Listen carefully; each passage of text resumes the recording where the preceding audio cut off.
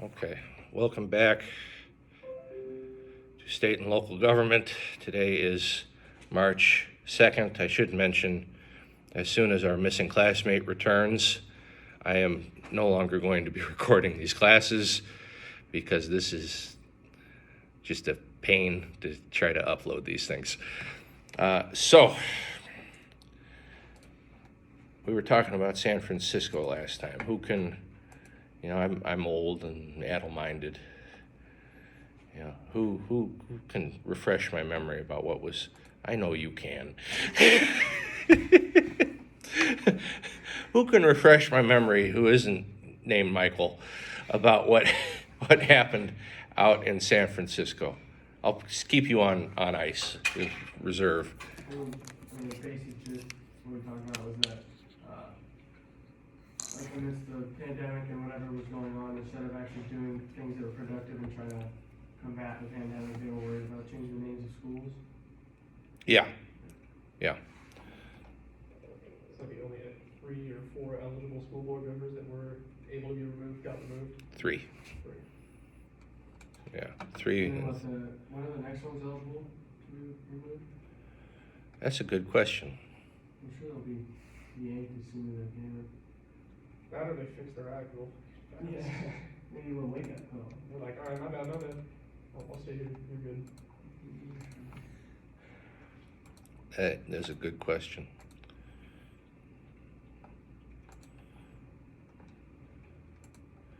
Maybe you want to figure out do your job, and if you really good work, I still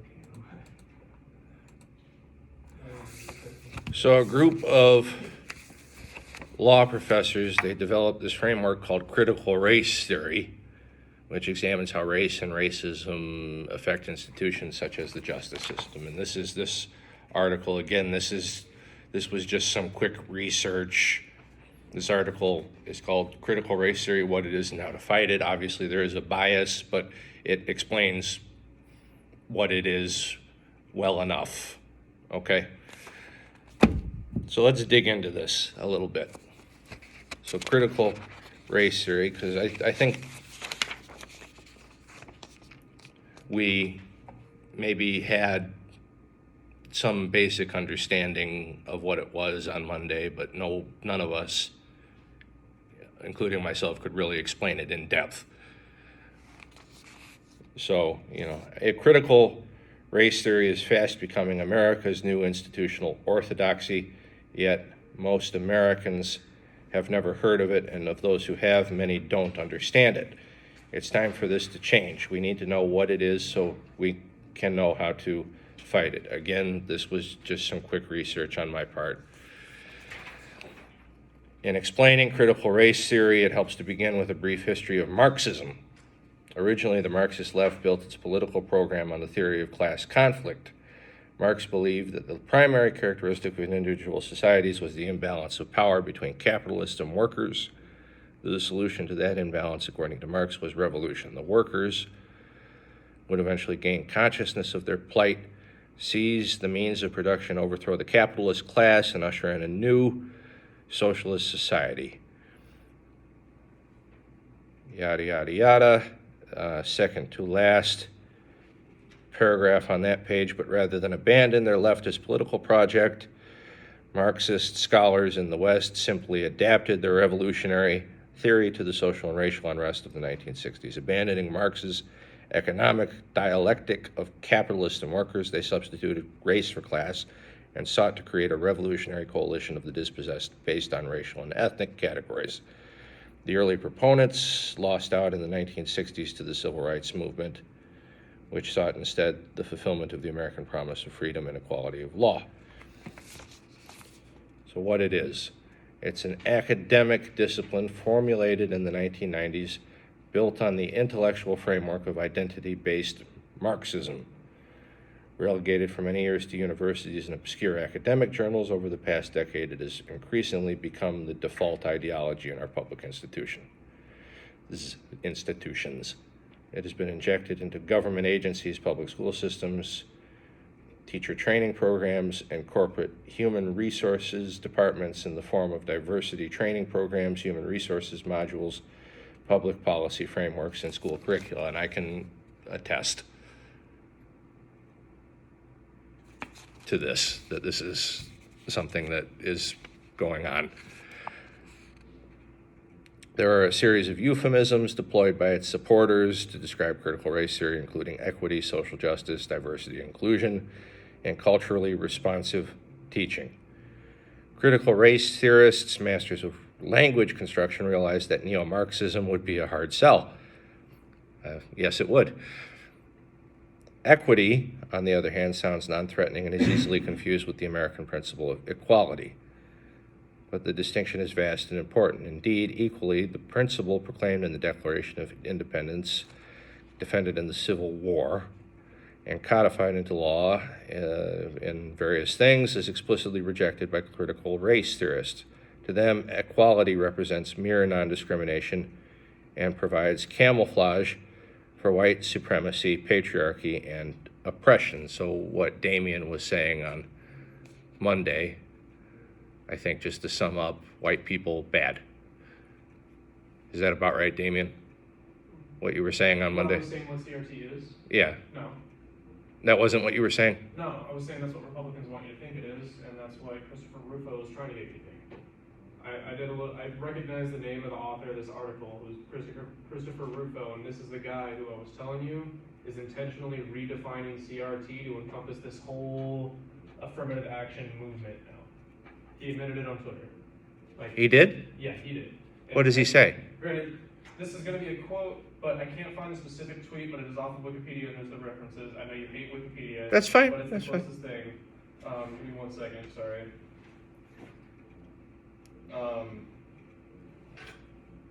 The quote says, "I am quite intentionally redefining what critical race theory means in the public mind, expanding it as a catch-all for the new racial orthodoxy. People won't read Derek Bell, but when their kid is labeled an oppressor in first grade, that's now CRT." He is intentionally redefining CRT. So these people that actually know what it is in this established discipline, this academic discipline that he admitted to it being, where is it at? Where'd it go?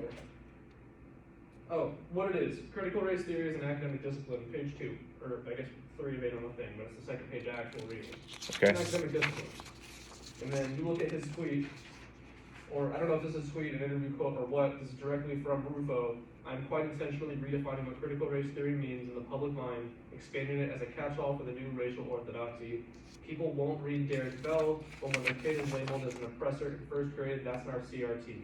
The goal is to have the public read something crazy in the newspaper and immediately think critical race theory." End quote.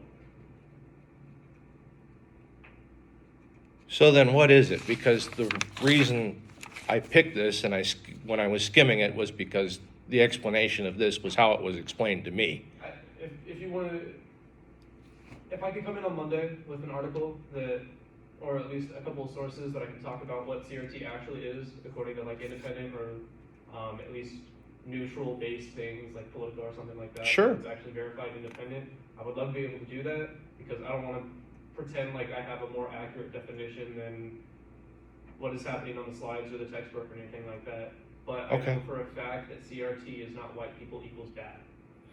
Okay. What it is you are seeing these far-right Republicans trying to gather support by taking this bipartisan issue in the last 20 years, 30 years, even 60 years, and making it all of a sudden this push past equality towards hating white people.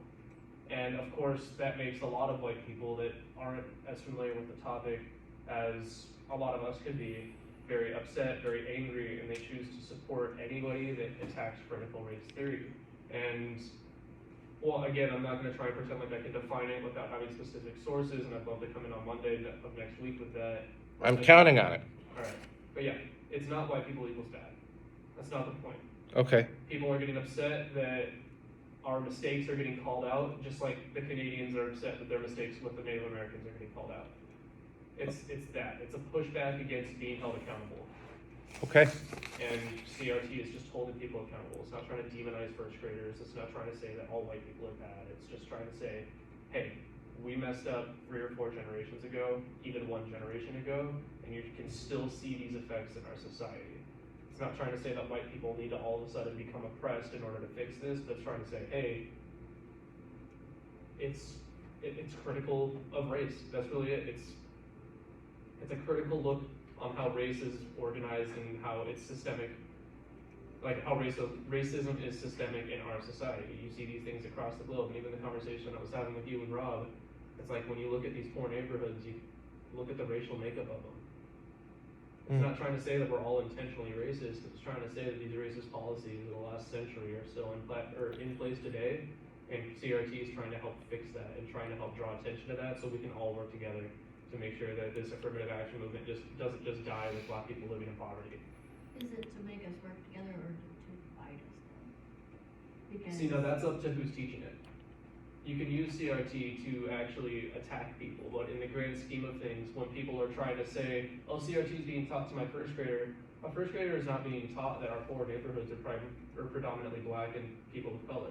A first grader is being taught that the Civil War was between the North, who was anti-slavery, and the South, who was pro-slavery. And they're taking that as demonizing. Well- to monitor how this is being displayed though, because I mean, a teacher can take it, they're not supposed to, but they can take it as one way or another and put their own agenda. Well, That's why we have curriculum that's been decided. That's why we have these, and that's why there's a necessity for education reform in our country, but it doesn't come from ignoring the fact that race is an issue here. It doesn't come from the fact that CRT just means talking about anything race related, which is what a lot of Republicans want you to think. So Again, you, I'm not trying to convince your guys' opinions. I'm trying to change what you think about whether or not it should be taught. I'm just trying to say, if you're going to talk about it, know what it means. so you don't think that, like San Francisco, you don't think they were trying to reform? I mean, yes, part of it was renaming their stuff, but that came up. I think there's priorities. I think everybody in there, I mean, San Francisco's a historically blue city. And, I mean, I'm from that area. I've been to San Francisco multiple times, like, just over years. Well- And the fact that they are also upset about the school board trying to appease the masses by renaming these schools it's telling that even the left does not want just blatant erase of just, like, the left does not want CRT to mean, oh, white people are bad, erase the South. We want our kids to be taken care of, but that also means teaching them history, not teaching them what we want them to think of history.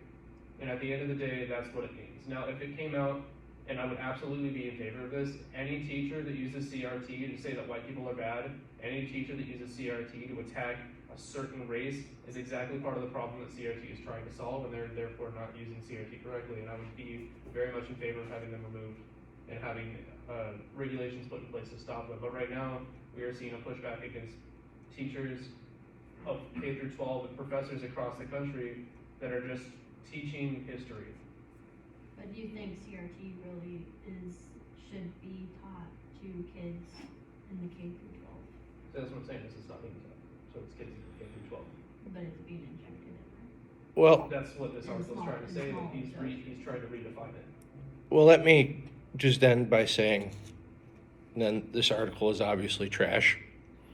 I think it provides a valuable lesson that anybody can be duped. And I look forward to hearing the straight facts on Monday, because I don't want anything other than the facts in my classroom.